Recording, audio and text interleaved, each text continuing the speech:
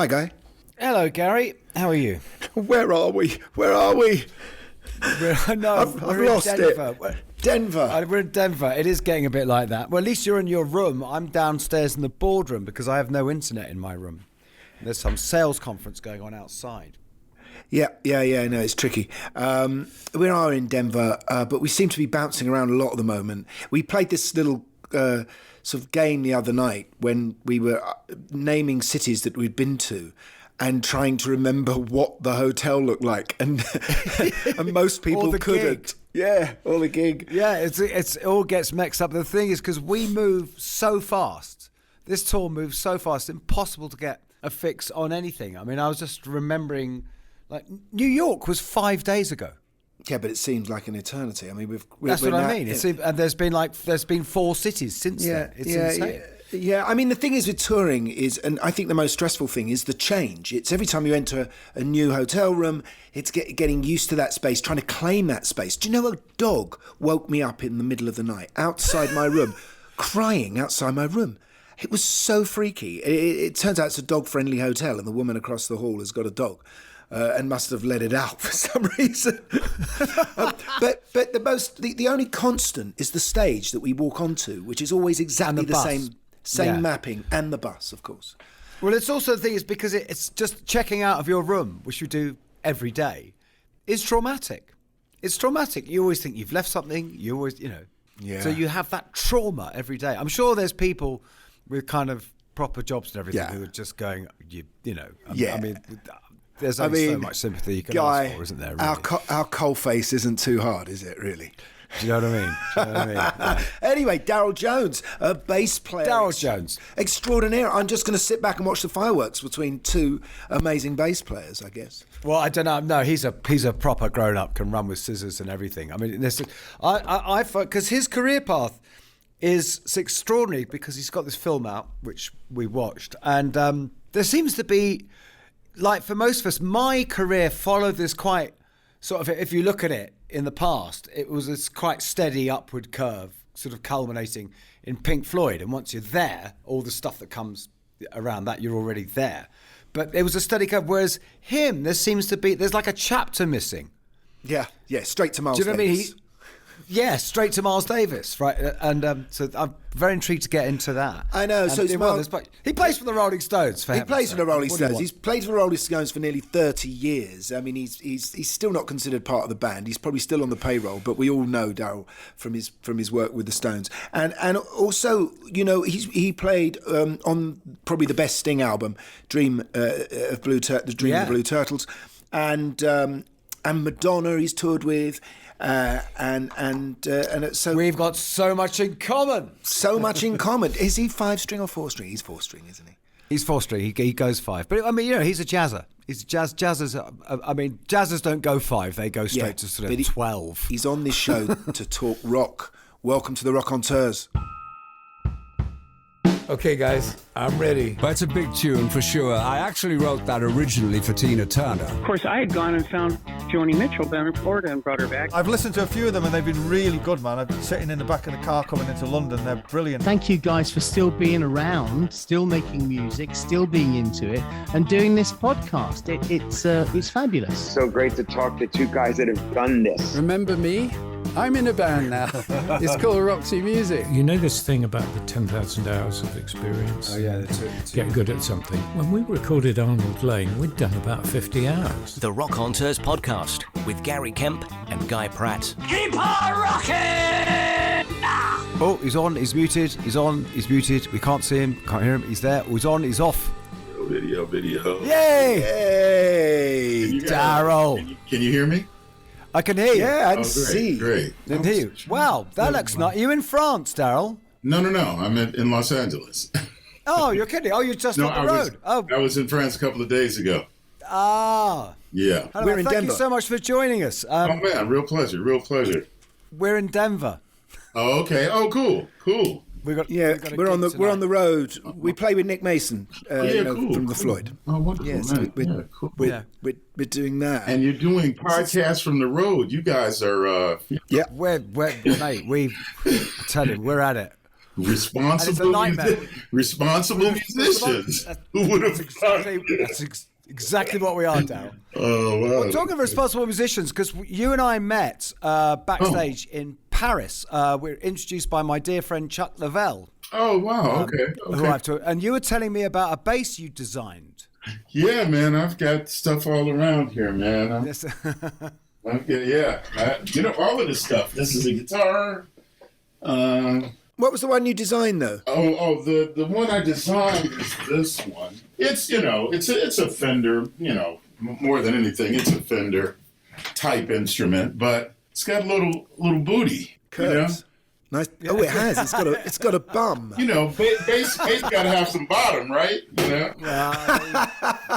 I can't believe it's taken this long and you to come up with that. Well, it's one of those things, Because you guys both have Chuck Lavelle in common, don't you? Because Chuck plays with David Gilmour, you play with David Gilmour, Chuck plays with the Stones, you play with the Stones. Right. So Chuck's the kind of common ground here. Yeah, absolutely. Great keyboard. Man, I just watched his documentary. It's incredible, man. Really incredible. He's done one. Yeah, he's got a documentary that's really beautiful. I think it's The Tree Man. But anyway, Chuck Lavelle, it's incredible. He's such a, he used to do things when we're on tour, right? The thing is, he'd do things like like in the bar after the gig, rather than this is like some lawyer I met or some musician. It would be like, this is the EU Minister for Forestry. Yeah, right. and then he would go. He went off one day and he sent me some pictures. Said, "Hey guy, I just did this thing. What do you think?" And he went and he gave a concert at the steel chainsaw factory. Right, okay, yeah. And he's on a podium, right, at a grand piano, surrounded by all these people, and just thousands of chainsaws. And I was just thinking, if you just looked at that picture with no idea of the context, you go, what the fuck is going on here? Hang on, I'm quite confused, because I was thinking like the tree man, then he's into loving and hugging trees. I mean, you can't get more anti-tree than a chainsaw. No, he has two massive sort of reservations. He's a great tree conservationist. Yeah, he's a tree conservationist. So he grows trees, and he's one of the... He's got two ex-plantations down in, Yeah, no, he's got... I can't remember where they are. Quite a arboretum. Yeah, quite a. No, bigger than that. Bigger than that. Yeah, no, he's got quite a thing. I mean, and the former president Jimmy Carter is in the documentary. That's right. So he's doing some great things, man, and and just killer musician as you. So we watched your documentary In the Blood. It's great. I mean, how did it all come about? Who directed it? This guy Eric Hamburg, who he was involved with Oliver Stone in the Nixon film, because Eric Hamburg he's out of politics.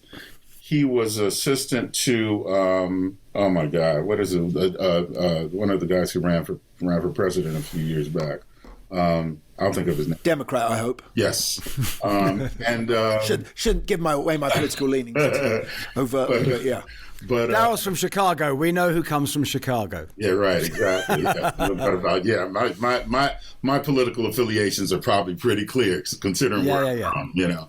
I think we're on the same page here, mate. Yeah, but he's a real big Stones fan, the director Eric, and he, I guess, had been through them watching when I came on and had been watching my career and just said, "Hey man, I think we should do a documentary about you." And I was like, I haven't done enough yet.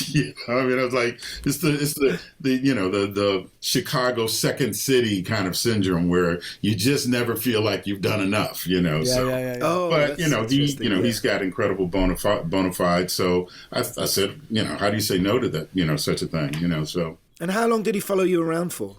Oh man, it took us 8 years to finish. Actually, we did the first interviews almost 8 years ago, I think. And because the saddest thing about the documentary is obviously this was before Charlie had died, and seeing Charlie beautifully talking about you and seeing him looking so well as talking on the documentary.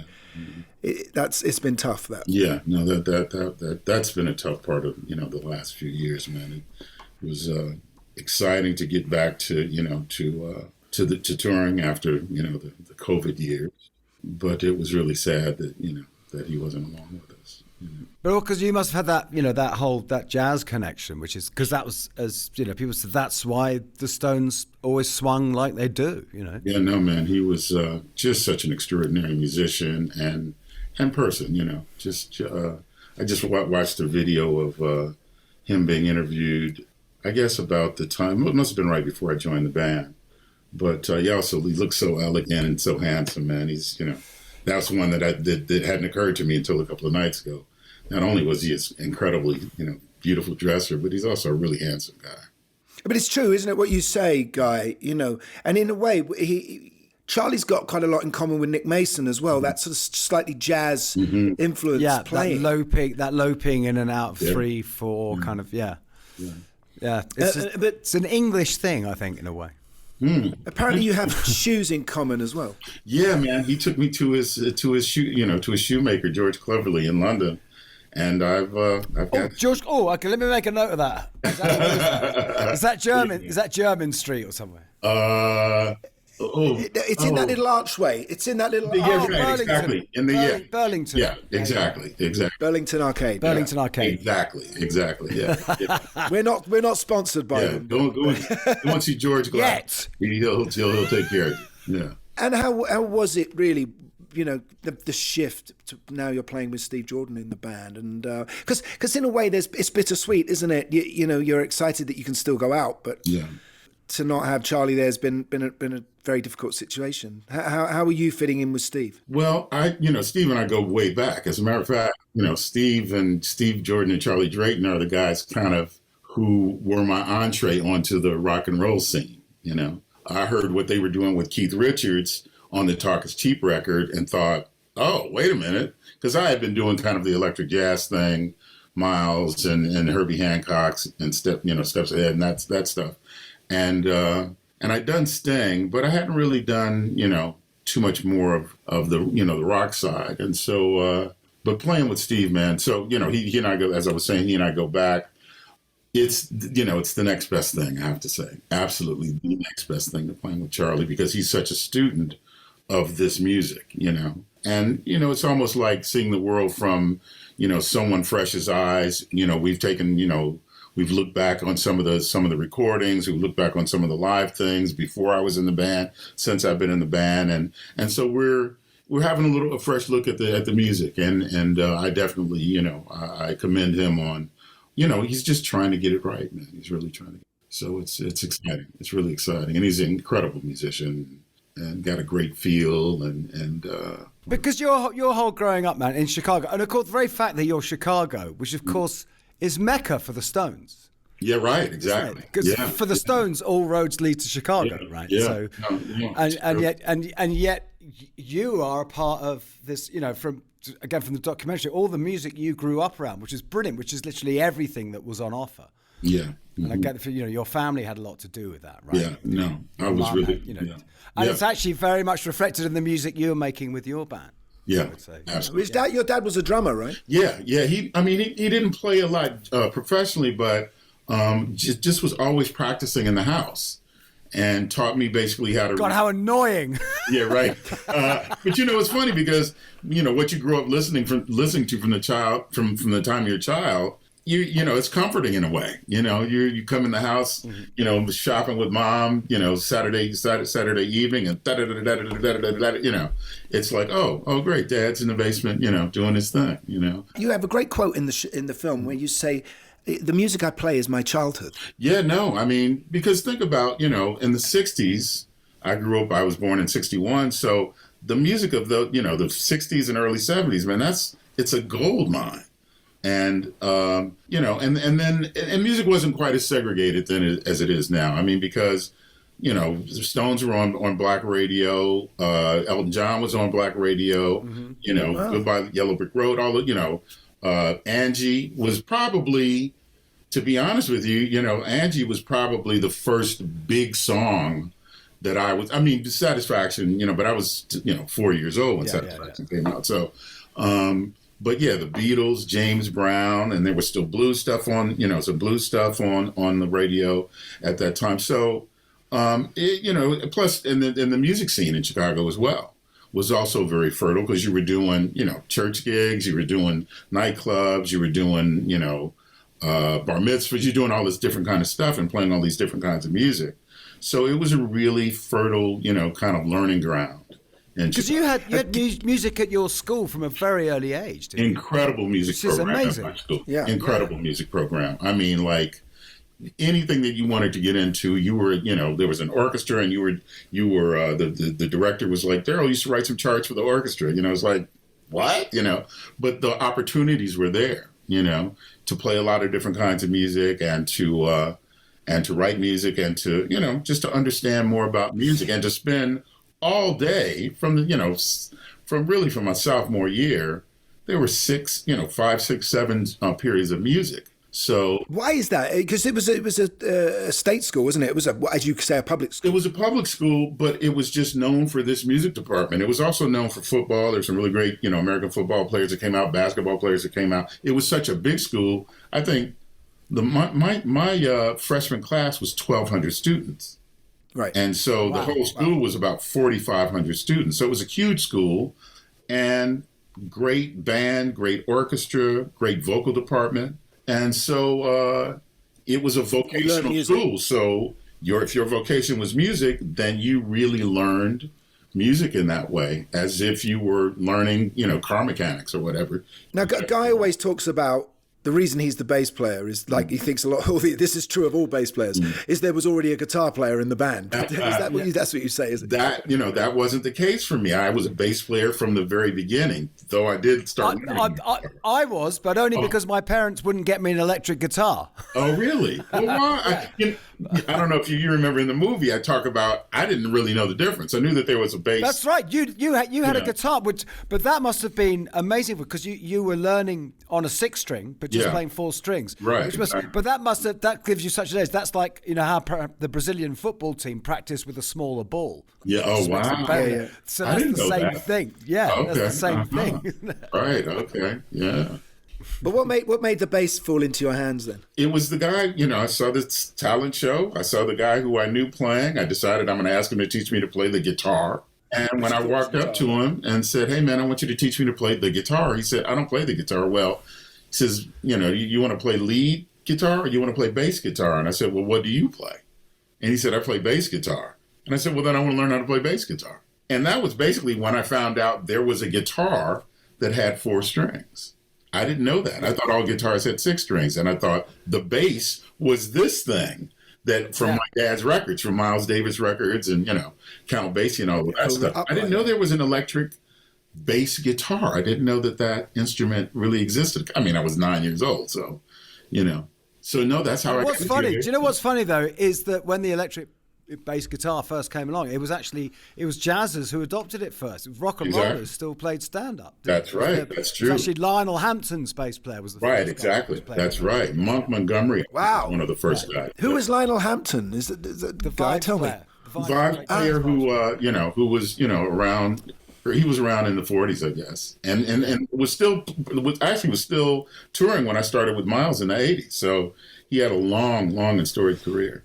When I was touring with Miles, I love that just sits there. I know. Come on! I know, Miles Davis. I mean, that is literally the pinnacle by which everything is measured. Man. We're going to get to Miles. We're going to get to Miles.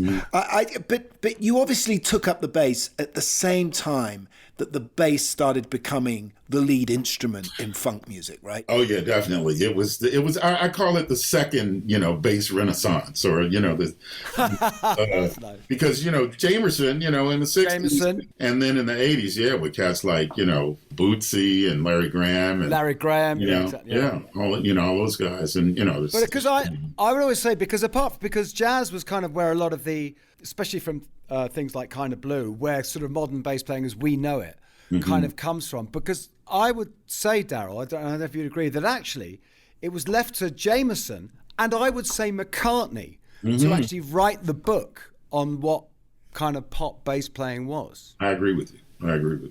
Oh, good. Okay. Absolutely. Yeah, but would you say that same thing to a certain extent? Because we were saying yesterday, Guy, how... Because there's this strange interview in your documentary, Darryl, where it's Mick obviously in the 80s and late 80s, and he's saying, well, it's not very hard to play bass in the Rolling Stones, you know, and I think he was probably a bit upset that Bill Wyman had just left. But Bill set a certain benchmark. Bill was a brilliant bass player. There were brilliant lines. No. I mean, it's interesting, man, because whenever we play, wherever we're at, if we're in touring Europe, whenever you go into stores, when the Stones are in town, there's Stones on the radio.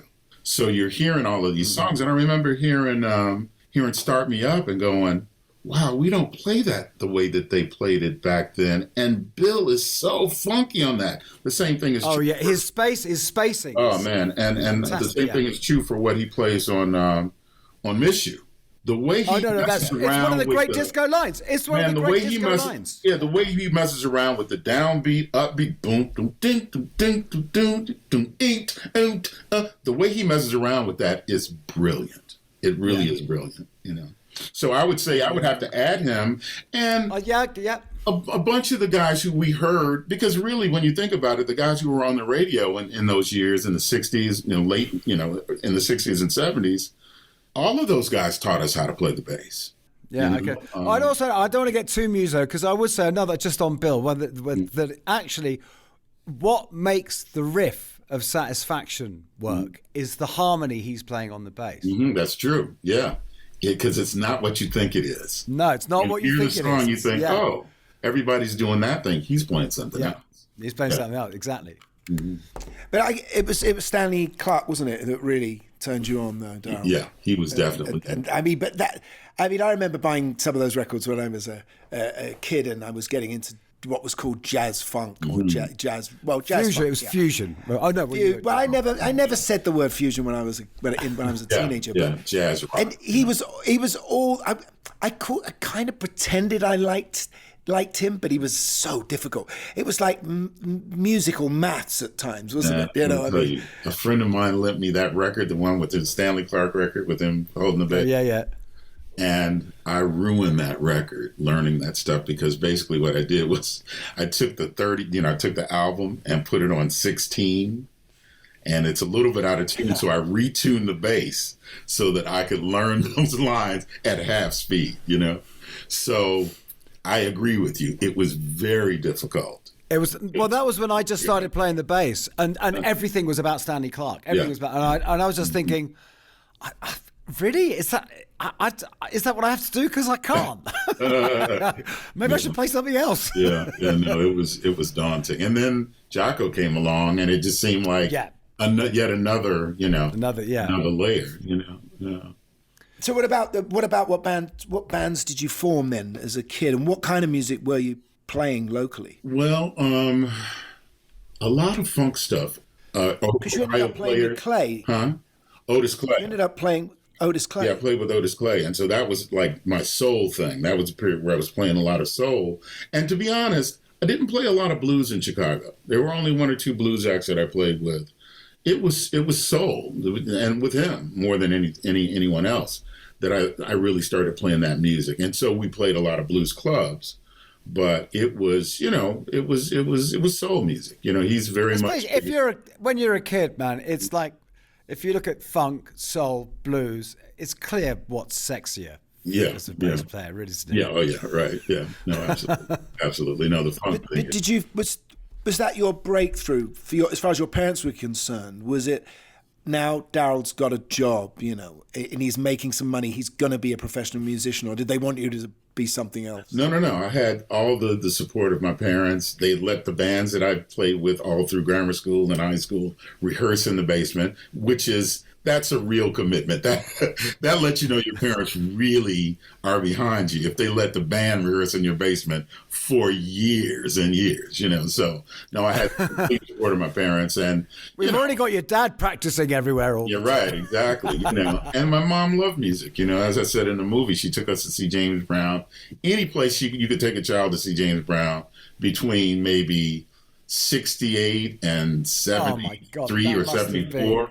She took us, and so she was a bit cross with you at one of the auditions, wasn't she? Yeah, actually, it was the rehearsal for the Otis Clay gig, the first rehearsal when I hadn't learned the material, and she was because The dynamic in our household was either you're in school or you work. And if I wasn't in school, I was, in between, college classes or whatever like that, and, living in the house. And she was like, hey, you got to work. If your work is knowing music and, is playing music, then you got to know what you're doing. You can't be slacking. Your father doesn't slack. So you got to be, you got to deal with what you're dealing with. Why didn't you know the material, Darryl? Were you not that interested? Or again, we go back to this, it wasn't like Stanley Clarke. It wasn't hard, it's like, oh, that's like soul. I can handle that. Until you realize, wow, there is something to that. You do have to, any kind of music, you have to spend some time dealing with. That's one of the other, major things that I talk about, particularly to students.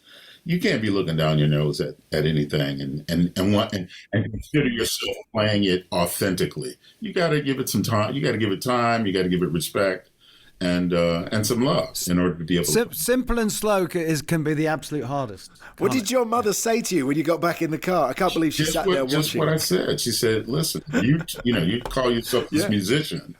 If you're a musician, you don't show up at work unprepared. It's like, what are you doing? I know, these are the nightmares that I always have. I mean, all musicians have those. I think my most recent one was I was asked to go on stage and play guitar with Queen, and I took it so for granted. And I walked on. I hadn't rehearsed a single note. I didn't know where I was. Yeah, and then you end up not enjoying what you should be really, really enjoying. That's right. You're like, because you're just hanging on. You're just hanging on. Yeah. But I guess also the thing is, we're playing with someone like Otis Clay and playing soul, is you're starting now to learn that the bass doesn't always have to be playing, thousands of notes. Exactly. That you had. Every bass player just can lay down that groove, get in the pocket, and offer something that still contains your personality. Exactly. Were you beginning to find who you were? Yes, I was. By that time, because that was not long before the Miles thing happened. I was probably 19, 20 years old when that happened. And I had kind of been through, I guess, the college. I was away at college in 1979, 80. I think it was at that point that I realized I'm not going to really make a living playing like Stanley Clarke or Jaco Pastorius. I've got to figure out how I play. And also, you just, start to be a little bit more mature about, what the function of the bass and even in jazz music that you got to have some solidity. You got to make the musicians around you feel like you're supporting them. And like you said, and bring your own personality and not somebody else's who you've been. I mean, I think it's invaluable to copy musicians, as you're developing. But eventually you got to get out and figure out what it is that's inside you. And that's how you play, authentically. I think you have to, play. Do you know, I had a thing, Darryl, when I was learning, where I was so worried that I thought that if I just learned other people's bass lines, then I wouldn't have my own style. Mm-hmm. So I didn't learn any songs, which is just the stupidest thing in the world. So I actually have no idea how I learned. It's really an interesting thing because I'm doing the same thing on guitar. I love the guitar. I'm even building guitars, even though I'm a bass player. But I don't know songs on the guitar. So, a couple of times I've been on stage playing guitar and been exposed because that's how you teach yourself how to play an instrument. Just to move along, I don't know if we're moving too fast, but I'm sorry, but I'm just so excited to get to Miles. Because there seems to be like a chapter missing, Darryl. You seem to, it's like you're going along and you've got all these gigs in Chicago and you're getting really nicely well-rounded with selling stuff, and then it's Miles. Yeah. Were you still living at home? I was still living at home, the call came. Tell us the story of the audition. Come on. Well, I mean, I literally, the phone rings. I pick it up. It's Miles's nephew, who's a good friend of mine. We're playing around town, and he had been in Japan with Miles, kind of as Miles's assistant. And they come back, and Miles is, ready to change the bass chair. And he says, Miles wants to hear you play over the phone. So I you've heard the whole story that happens in the movie, but I go to New York. Tell us. Yeah, well, I go out looking for my bass. I'm not even practicing bass. I'm practicing the Chapman stick. I can't find my bass. I go back to the phone, hold on. I realize it's in the back of my mom's car. And then Vince says, no, you hold on. And then I hear Miles's voice. And he says, when can you be in New York? And I'm just trying not to be too eager, you know. And I said, it was a Monday. I said, I could be there Wednesday. And he said, what's going to take you so long? You going to walk? You know? And so I said, you got to do that voice. You got to do the voice. Oh, yeah. What's going to take you so long? You go walk. Exactly. Because I love the story, because you know the Herbie Hancock story of his audition. Oh, right. Yeah, very, very. The phone rang, and he went, hello? This voice just went, my place, 1 o'clock tomorrow. Oh, yeah. And put the phone down. It didn't even say who it was, where it was, or anything. But it's like, you know it's Miles. So what happened when you got to New York? Got to New York, met him at this apartment. I go upstairs. He said, before I play a note, he says, listen, you know, if this doesn't work out, it's not that, you know, you can't play. It's that I'm looking for something else, which is really incredibly sweet when you think about what people think about Miles being this really hard, you know, mean guy. He wasn't at all. He was really a sweet guy, and he was taking care of me before I played a note. So I played a slow B-flat blues. He stopped me a couple of times. I mean, real slow. And I played it for a while, and then he stopped me and he said, play along with this tape. And I played along with the tape for a little while. What was the tape?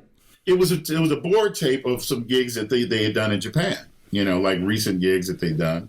And I guess he was just trying to figure out if I could improvise bass lines for these, you know, for these kind of open jams that they were doing. So a lot of the music at that time was a little bit more open, you know, kind of funk jams. And Witch's Brew had already come out, right? Bitches Brew had come out, Bitches Brew. This is the 80s, yes. Yeah. So he'd established this kind of funk, jazz, electric thing. That you were fitting in with. Right, exactly. And so when I think about, you know, you're speaking about a kind of gap. Well, I grew up playing funk grooves from James Brown.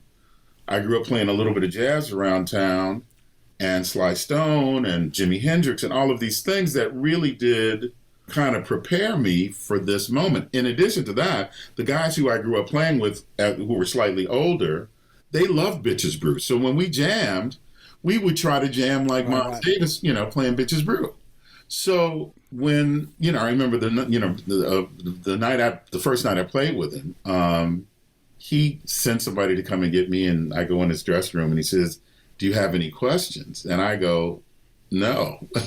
And he kind of laughs like, okay, you're just coming on. You never played with anybody, you know, with this, you know, you haven't played in this arena yet. So, but I had really been prepared by the musicians that I was playing with. But what about the size of the venues and stuff? Was that? I guess I played around enough where that didn't really affect me. And then, that didn't. I don't know. I in a way, I've always been more comfortable on stage than even, you know, you're in the club and, you know, I'm, 16 years old. I'm on stage and I'm playing and I know what I'm doing. I got to put the bass down and walk into the club. That's when I'm uncomfortable. No, I agree. I've always said it's like 50,000 people you don't know is so much easier than 50 people you do. Exactly. Yeah. No, exactly. Yeah. There's some great archive in the film of you and Miles on stage together. And what's so beautiful is you're a handsome young boy, and he's right up against you with his blowing downwards with his trumpet. Yeah. And you're just like staring at him, trying to weave with him, right? Yeah, right. Exactly. Yeah. That's quite magical. Just explain what was going on between you and Miles. No, man. So it was the strangest thing. He would stand so close to me sometimes, and I'm there and I'm playing, and sometimes it just occurred to me like, it's fucking Miles Davis, you know. And we would be, he'd be doing stuff like and I'd be pat, and almost like we were like sparring a little bit, and or sometimes he would talk. He would, so tired, I had to go to bed last night. You know what I mean? I'd be like, Miles, we could fit, no, one more song, no, two more, no, three more. He was, and people would always ask me, what were you guys talking about? And I'm like, you wouldn't believe if I tell you, I have to kill you. And I gather they're not set arrangements either. Well, I was going to say, this is the thing with Miles. Okay, it's not like some legendary artist where you've got to go and learn the catalogue or whatever, because Miles just plays where he's at. Right. Am I right? there were some loose arrangements, and they were generally, depending on, a line that he would play that would lead us to this place, or there's something somebody would play that would lead us to the next section. There were a few songs where we played, just the song, particularly a little bit later, after I'd been in the band for a while. But yes, some of them were just kind of open jams, and you hope that you found a bass line that worked with all these the keyboard player and guitar players were playing. I mean, it was pretty magical, man, And you recorded with him as well. You did Decoy. Yeah, Decoy and You're Under Arrest. Those 2 records I did with him. And there's a bunch of bootleg stuff and some stuff from live gigs. There's some stuff from Montreux. There's some stuff from the Jazz Festival in Montreal. And what happened? How come you left? Well, I left the first time.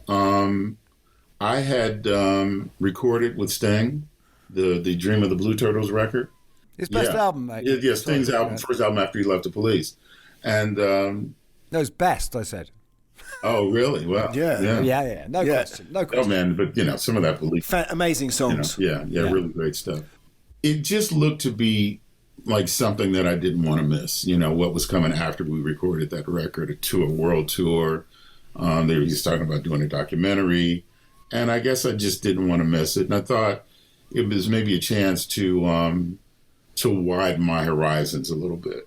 And so I went to Miles and told him, man, I really want to do this thing with him, but I want to come back. And like I say in the movie, he told me, he says, I don't know if that we'll be able to do that, but he gave me his blessing finally.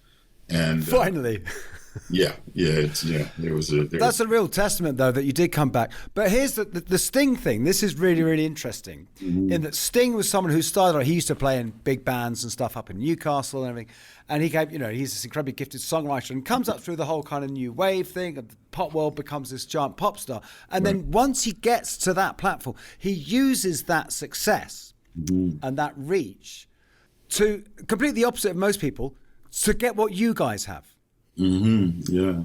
To kind of embrace this world of jazz, which was incredibly risky for someone. Definitely. Yeah. And, Police were the biggest band in the world in 1982? He had a certain amount of influence and cachet and stature in the business. It was edgy, though. I mean, for him to choose to use these elements from this, kind of, electric jazz thing, and to put it with what he was doing, which is I think what he's really great at. Sting takes some Brazilian music, and he takes what he does, and he puts those 2 things together and creates this kind of other thing. And he's done it with reggae, and he's done it with ska, and he's done it with pop, and he's done it with all of these different kinds of idioms of music, and it's all him. You know what I mean? It's not like, oh, that's him trying to do this. No, that's him ingesting this and using his thing and coming out with something that's almost like yet another thing. Now, how did he know about you at that point? Had he heard you with Miles? Branford Marsalis, who he'd met, at some point after he decided, I guess he was leaving the Police, and he said, "Listen, I'm going to put a band together, and but I'm not going to play bass. I don't want to be encumbered by that. So I'm going to sing and play some guitar." And Branford and I had just recorded Decoy with Miles. And also Branford was around, Branford and Wendell were around when I first played with Miles. Those first 10 or 12 gigs, probably half a dozen gigs we did together. Him with Herbie Hancock and VSOP, and me with Miles. And so we kind of got to be friends during that period, hanging out in New York when we weren't on tour, and recording this Decoy record with Miles. So we were hanging out, and I guess he liked the way I played, and told Sting, "Hey man, if you're not going to play bass, we should get Darryl." But were you coming to that? Did you come to that Sting album with Sting's bass playing in mind, trying to get a vibe of what he would have done? No, well, I mean, he had written the songs, so the bass lines that he had written were therein. He would come to me when I learned the song and learned his bass line. I remember Set Them Free, and learning his bass line, and him saying to me, it's not written in stone, man. You don't have to play that.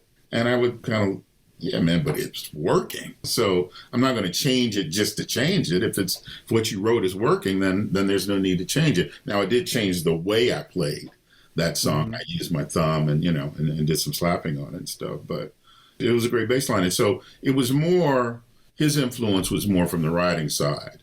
He writes great bass lines, man. I mean, he's a fantastically reductive bass player in that he writes really, really great lines that are the absolute essence. The stripped absolutely. down. Absolutely. I always remember, even in the early days of the Police, there was a thing with Sting where he wrote these lines. Anyone could play them, but you were thinking, you can tell this guy can really, really play. Absolutely. Yeah. Real functional.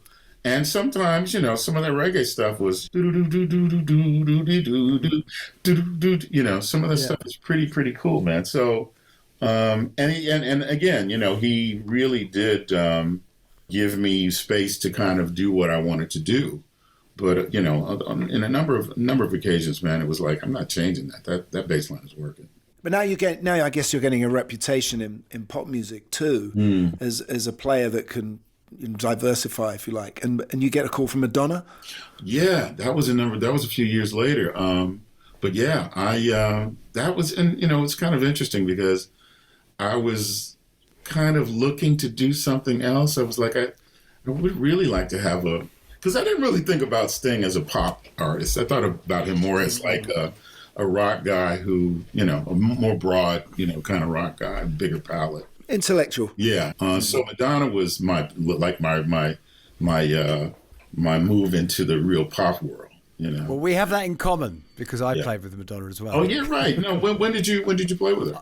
It was after you. I think. Well, I did the Like a Prayer album and the Breathless. I did the song Like a Prayer. And okay. Oh, did man. So that was right before me because I actually I auditioned on playing Like a Prayer. Oh my God! No. So hang on. This is Like a Prayer.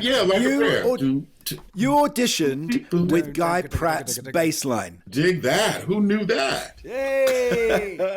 Yeah, no, and it's funny because that bass line was really, I dug that. But the middle section is one of the proudest things in my life. Oh yeah, that's great. Yeah. But even the beginning bass line is pretty nasty too, man. Yeah, Pat wrote that. Pat Leonard wrote that. Yeah. Middle bit's mine. Middle bit's all mine.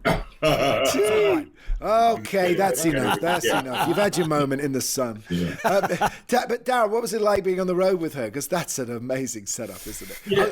Although saying that, nothing is like the Stones. But yeah, no. It was great. It was really great, man. But it's kind of like being in a musical or something, isn't it? A bit. Well, yeah, a little bit more because she had like a dozen dancers. Yeah. And who had also never been on the road, so that was kind of comical. But they were all really sweet guys, and it was a great band, man. There, Luis Conte was in that band, percussion. Yeah. Jonathan Moffat, who Sugarfoot, best show drummers, walking around. David Williams, the late great David Williams on guitar.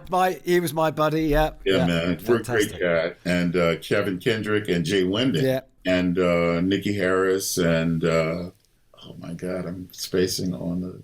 Oh, and what's her name on the BVs? I played on her album. Oh, so very. We'll edit it in, so it sounds like we both knew. Yeah. Were you in the doc? Was that the Truth or Dare tour? Yeah, I was on the Blind Ambition tour. All right. Yeah. But it was great, man. It was incredible watching her put the show together and just all of these elements that she was juggling and looking at. She would go, videotape the whole show, and then she would go back and talk to the lighting guy, and then go back and talk to what the stage guys who this should be moving here. I was surprised that she was that hands on. Oh no, it's amazing because recording with her, we'd have the whole band. She'd do a guide vocal as we were playing the song down for the first time. She would then have notes for everyone. Yeah. She'd done a vocal and clocked everything everyone was doing. She was amazing like that. Yeah. She's like the way I mentioned earlier about you being up close and watching Miles play and then playing with him and moving with him. We use that word weaving, which I know is a Keith word. But could you feed back off of Madonna's dancing? Was that something that? Oh yeah, no. There's a couple of little spots, man, in on the show where there was a I forgot what song it was. But there was one thing. I was kind of up on a platform, and David was on another platform, and then Luis and Jonathan were in like middle of the back end of the stage, and then there were two more, kind of little platforms. So at one point, these guys were doing this part of the choreography where they did this walk across the stage, and they did this kind of little bump thing, and then walk back. And I was at rehearsal. I was thinking to myself, I could do that dance stuff. So I just stepped down off my little perch and did the thing with them, and then came back and then back up onto my perch. And she didn't say don't do it, so I kept doing it. But just that kind of stuff, just interacting in that way was something that was really great, man. But I meant sort of letting her as a kind of conductor of what you play and how you feel. The energy coming off of her, I guess, would help your playing. Yeah, no, absolutely, man. Listening in a really active way, and using your vision to help you listen more and to help you feel what is it that this artist is trying to do right now, and how can I support them, and how can I help them do that. So that's par for the course with everyone that I play with. Yeah, but that's like, but you just described sort of the perfect bass player, really. Was it from there back to Miles, or was it no? No, actually, no. You finished. Because I was going to say, because that would be a funny headspace one. Yeah, it was Miles, Sting, and then back to Miles, and then I played with Herbie Hancock, and then I played with Peter Gabriel, and then I played again another summer with Herbie Hancock, and then Madonna, and and after that, the next big thing has been the Stones. But I guess we should talk about you becoming a Rolling Stone. Although as Mick actually you're not officially in the band, even though you've been playing with them for 30 years. Well, it took Ronnie about 20 years, I think, to be. No, it took him longer than that. 25. Yeah, I think it was 25 years or something like that. But I play the bass the best that I can every night with those guys. I can't imagine that if I'm in the band, I play any better. So the rest of it is kind of for them to, it's almost like a question. That's how I feel with Pink Floyd. It's just like, it's just the association is fine. Fine. Yeah, Who else was on the shortlist? Do you know who you're up against? I do know that Hutch Hutchinson auditioned. Darryl Johnson from the Neville Brothers auditioned. Joey Spampanato from NRBQ auditioned. Oh, right. All of whom could have easily gotten the gig. I think they're all great players. And a number of other guys. There's a number of other guys. But it's funny how it's all kind of super hot muso guys. It's all not jazz, rock and roll guys. Yeah. I'm sure there were a number of them too, but I don't know. Those, there were names that I probably wasn't as familiar with, but I'm sure they auditioned, I think. What was the call? That was another weird one, man, because somebody called me, a friend of mine, Sandy Toronto, called me and said, hey, man, Bill Wyman's leaving the Stones. And we were like, Bill Wyman's been talking about leaving the Stones for years. He says, no, man, I think he's really going this time. And he said, well, should I get a number for you? And I said, well, yeah, I guess so. And he gets a number. I call the number and I say, hey, I heard that Bill Wyman's leaving. I'm a bass player. There's a list. I'd love to get on it. And they said, okay. So you were proactive then? I did call. I did make that call. And a few months later, I get a call back. And they said, well, listen, it looks like there are going to be some auditions in New York. They would like to fly you out and have you audition. And I later talked to Pierre de Beauport, who is the tall guy you see handing the guitars. He told me that, he says, well, you remember when you did the movie with Sting, you met Mick? And I said, yeah, I do remember that. As a matter of fact, Mick had mentioned that when I went into audition. He said, remember we met, when you were playing with Sting? And I said, yeah, of course. And I went in, auditioned, and played through a bunch of, what were the songs? Stuff like that. Were they all there? Because this is the famous thing, isn't it? With the Stones. No. Is that people go to do things with the Stones and kind of Charlie's there and show up for a couple of days. No. They were all there. Mick said to me when I walked in, he said, listen, Darryl, if you don't know the songs, we'll teach you the songs and then we'll have the audition. It was very informal, very kind of, loose and very just very mellow. They were very cool, very nice. And I guess from Otis Clay, you'd done your homework this time. I had done my homework as much as you can, Because of course I'd gone out and bought. Your mum wasn't outside. No, I mean, exactly. Yeah, but she's still in my head, you know. Yeah. But I'd gone out and bought a bunch of best of records, you know, trying to cover all the hits and all the most popular songs. And after like putting on 2 or 3 discs, it's like, there's no way I'm going to learn all of this. Mm-hmm. So I just decided, well, man, just go in and play the best you can. And then I got a call from in the camp, a guy named Tony Russell, who's been taking care of Keith's assistant for many, many years now. It's Percy. He called and said, listen, you're going to play, you know, Brown Sugar, Tumbling Dice, Miss You, you know, so forget all that other stuff and, you know, just work on that. So I did for the night before audition, I did, you know, work on those things a little bit, kind of got familiar with those songs. And those are the songs that I ended up auditioning on. I mean, in the documentary, you know, Keith talks so beautifully about you and how much he loves you, and so does Mick. But the person you needed to impress the most in a way was Charlie, wasn't it? Because you were going to be the rhythm engine. Well, it's interesting because that's just, you know, as a bass player, that's kind of the first order of business for me. And hopefully it doesn't take a long time to establish that connection with the drummer. Sometimes just a few, as you know, just a few bars.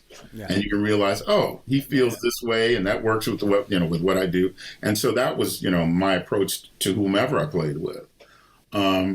But I will say that I didn't go into the audition saying to myself, play the keys, you know, it wasn't like, I just thought if I can rock with Charlie, then that's a good start. That's a good start. That's at least, you know, that establishes that I know how to work in the engine room, as Keith says. Mm-hmm. And I said, after that happens, then I can start to let other people in and start to pay more attention. So playing with Charlie and playing well with him was for me the first order of business. So that was the first thing that I did. And what did you get a sense from Charlie that kind of that it was happening? You know, it's interesting because we played. I started trying to get a sound. I was playing Lick and Stick from James Brown, and I was just getting a sound. But before I knew it, Charlie started playing, and Keith started, you know, and we were jamming on Lick and Stick, James Brown's Lick and Stick. And that felt cool, but then we played the first tune. I don't remember what it was, Brown Sugar or one of those tunes. And after we played the song, Charlie stood up and kind of started to pace a little bit. And I remember thinking to myself, either that's a good thing or it's a bad thing. But it's definitely a thing. Yeah, something. It felt like, you know, when I looked at him, I was like, something happened. Something just happened, you know, and I think, you know, maybe and I remember leaving there thinking to myself, it felt good to me. It really did feel good to me. And if it felt as good to them as it did to me, then I'll probably hear back. And I did, you know, and I went back a few months later and auditioned and played again through the stuff that they had written for the Voodoo Lounge record, those songs. Oh, right. And it was after that they said that they'd like me to come on and record. And that first gig must have been, obviously, they don't play small gigs. That must have been a big deal for you. Well, and being accepted by the band, learning how they move around on stage and present themselves. Yeah, that was great. Well, we did a club date. That's back in the day where they would do a club date to prepare for the tour. We used to love it when they did those. Seen a couple of those. And we played a little club called RPM, which is no longer under that name, in Toronto, where we'd been rehearsing. And so I just remember it being, it was really loud because, of course, we've been rehearsing in this huge school, you know, gymnasium, and suddenly we're in this little club. And I'm sure Keith didn't turn down a bit. So it was really loud. But it was great to, because, you know, you guys know, you're performers, you know, you can rehearse and rehearse and rehearse until you add that element of an audience. Yeah. You don't know exactly where you sit. Mm-hmm. And everybody plays different in front of an audience, you know? It's just different, you know? And so seeing that first glimpse of like, oh, that's what the circus is like when the circus really comes to town. And so it was really great. And then the first gig at RFK Stadium in DC was right, yeah, because there's a whole other gear you wouldn't have seen in rehearsal, right? Exactly. Yeah, exactly. Because the Stones are sort of famous, and it's part of their magic, you know, of never being the same twice. You know, that some nights it really works, and some nights it's a little bit rattly. You know, Well, it moves around. The groove is in their mood. I think it's inherent in the way they play rock and roll, which, kind of takes us back to the blues thing. You don't hear, Muddy Waters sing "I'm a Man" the same way every night. I think that's part of the charm of the Stones, is that we're walking this edge. And if you want to have the kind of band that sounds great every night and everybody plays the same every night, that's beautiful, but that's a different thing. And in my opinion, rock and roll, it has to have that element of this could fall apart, or sometimes it almost does, and it creates a certain kind of excitement in the music. And I'm convinced that that's part of what the audience, digs. I mean, interesting things happen on stage. I think the audience actually goes, "Man, were you at the gig where Keith started me up in the wrong key?" I think it creates a certain kind of excitement, and it, rock and roll's got to be a little bit devil may care. Yeah. Keith is the ultimate personification of that, isn't he? Absolutely. Absolutely. Yeah. I mean, I saw a TikTok clip the other day of him of just playing Honky Tonk Women, and he's playing the riff in a way that I've never ever heard it before, and it's beautiful. Yeah.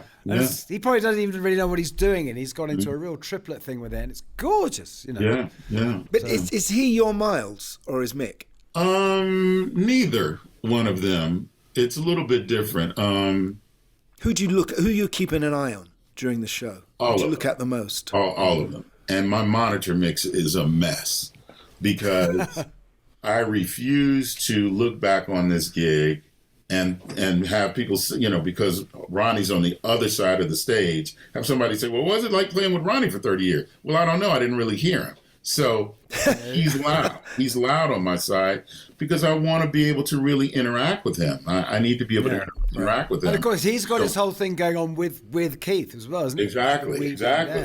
And so Keith definitely is standing right next to me. But Charlie, when you said what you said about that, who's your Miles?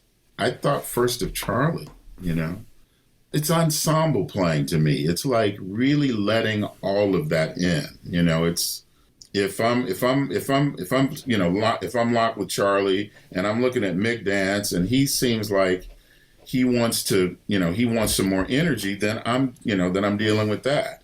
If Ronnie's taking a solo and he's trying to stretch out more, then I'm dealing with that. If Keith finds some interesting thing that he hasn't played before and he's working that out, then I'm dealing with him. It's like and at the same time, got to be listening to the drummer, got to be listening to what's happening with the background in case I have to sing something. So it's really having my antenna out for everybody around.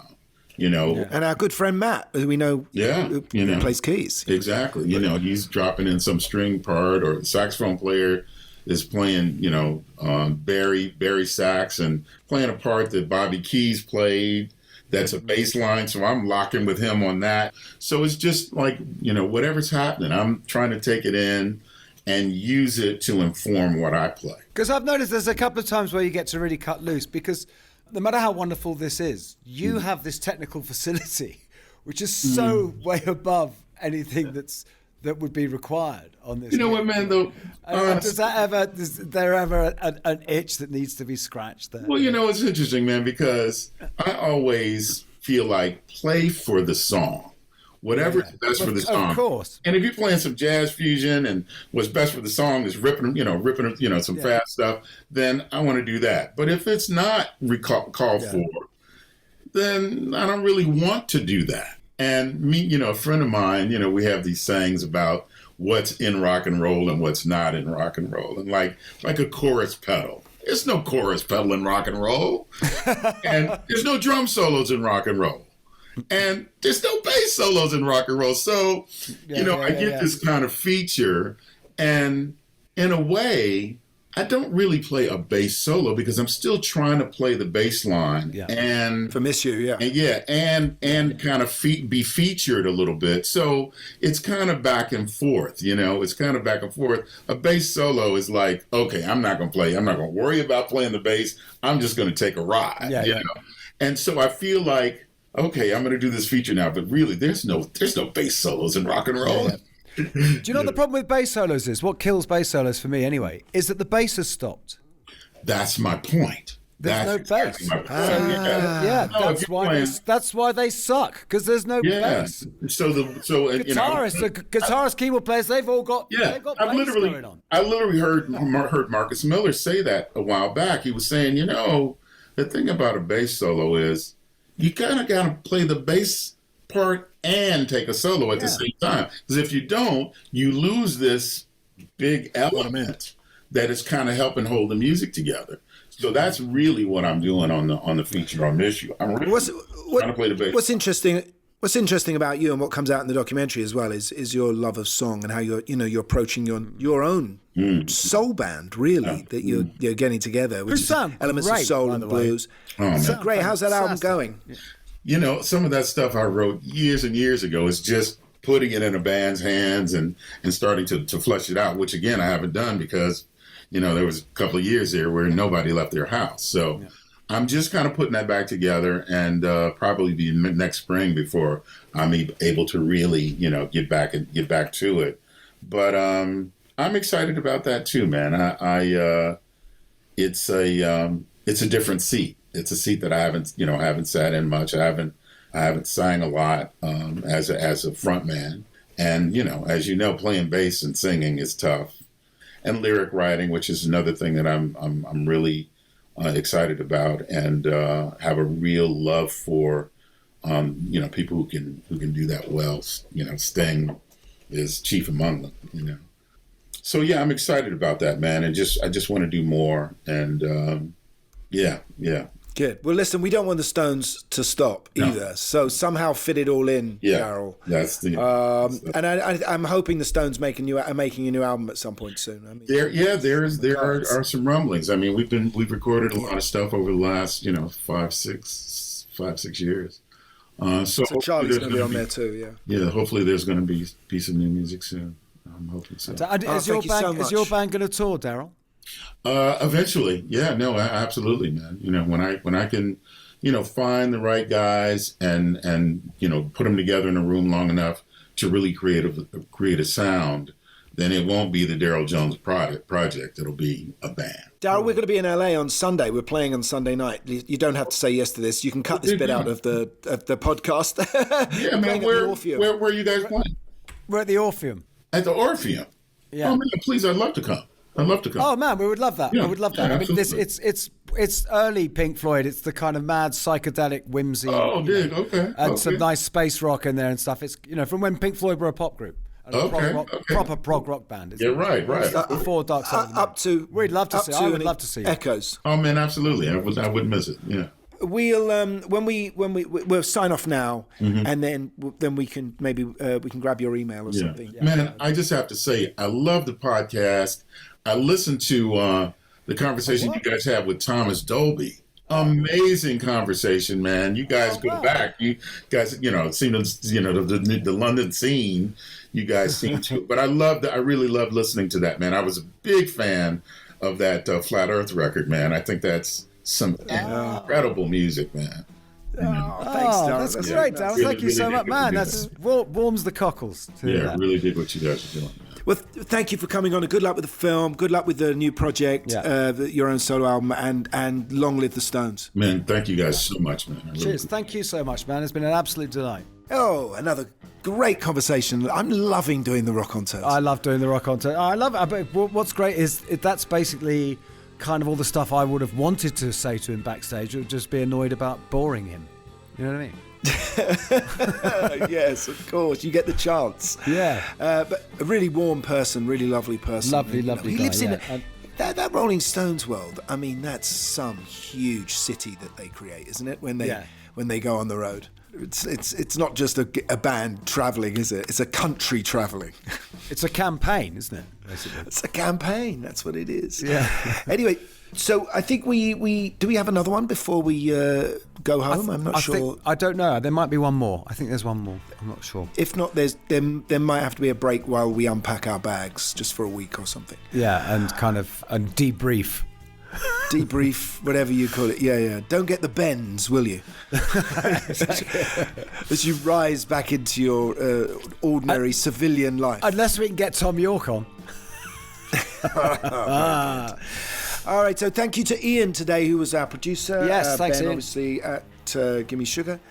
And everyone else who supports us out there, and it makes us number one every week, which we're so proud of. We check it out, don't we? With such we do, with such humility and warmth towards our listeners. Thank you so much. It's true. We love you all. So it's good night from me. It's good night from them.